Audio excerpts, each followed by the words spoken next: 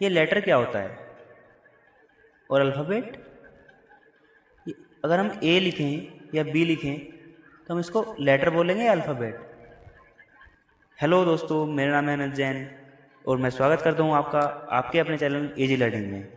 आज हम सीखने वाले हैं लेटर, अल्फ़ाबेट और वोवेल और कॉन्सोनेंट्स क्या होते हैं।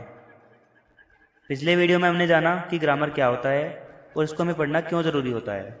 किसी भी लैंग्वेज को सीखने के लिए ग्रामर बहुत इंपॉर्टेंट होता है उस लैंग्वेज को सीखने के लिए।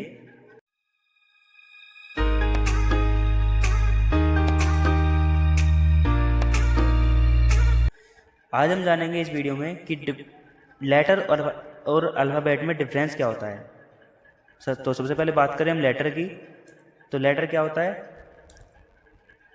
Letter is the smallest form of a language.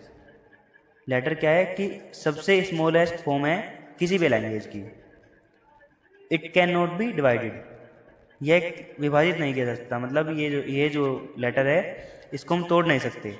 जैसे मान लो हमने कोई वर्ड लिख दिया बॉय, अगर इसको तोड़ना चाहें तो तोड़ सकते हैं, बी अलग, ओ अलग और वाई अलग। इस तरह हम किसी भी लेटर को तोड़ नहीं सकते। जैसे ए में एक परफेक्ट लेटर है, तो letter is the smallest form of a language, it can not be divided. किसी भी भाषा का सबसे छोटा रूप अक्षर होता है, इसको हम लेटर भी बोलते हैं। इसका विभाजन नहीं किया जा सकता, मतलब कि इसको हम तोड़ नहीं सकते, अलग अलग टुकड़ों में नहीं बांट सकते। एग्जाम्पल के तौर पे ए, जेड, एम, बी। आइए अब हम जानते हैं कि अल्फ़ाबेट क्या होता है।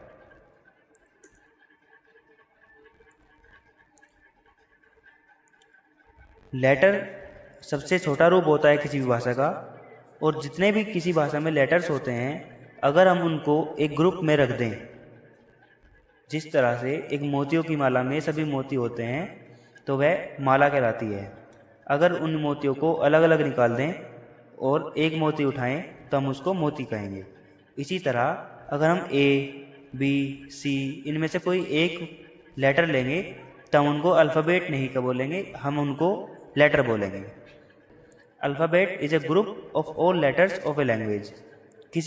किसी भी भाषा के सभी अक्षरों मतलब लेटर्स के समूह को वर्णमाला मतलब अल्फ़ाबेट कहते हैं।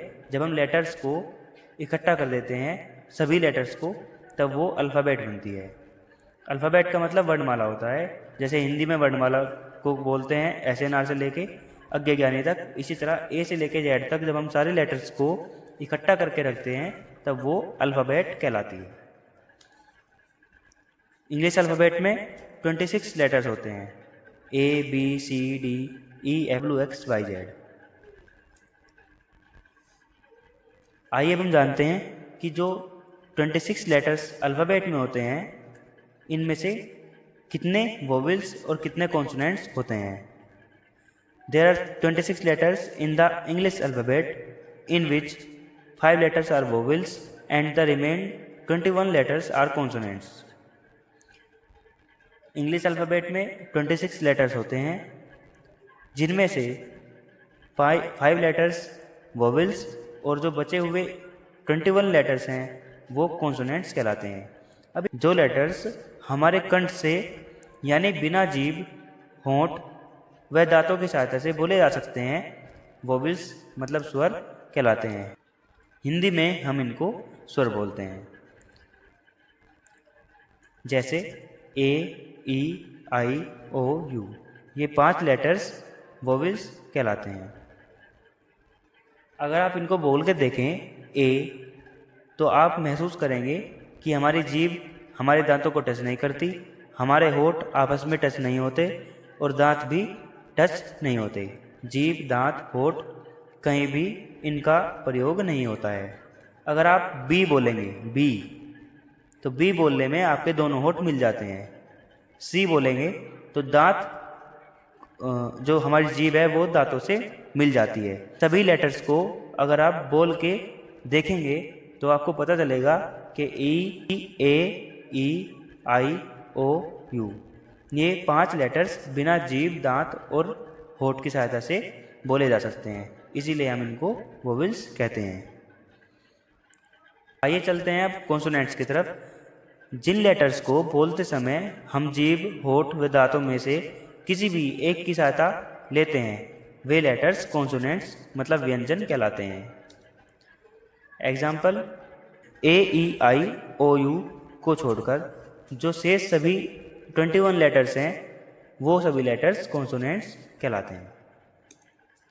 अगर वीडियो पसंद आए तो लाइक, शेयर और सब्सक्राइब जरूर करें। लाइक करें, शेयर करें, सब्सक्राइब करें और सब्सक्राइब के बराबर में जो घंटी का बटन है उसको भी प्रेस कर लें हमारी वीडियो सबसे पहले पाने के लिए। Thank you. Keep learning, keep watching.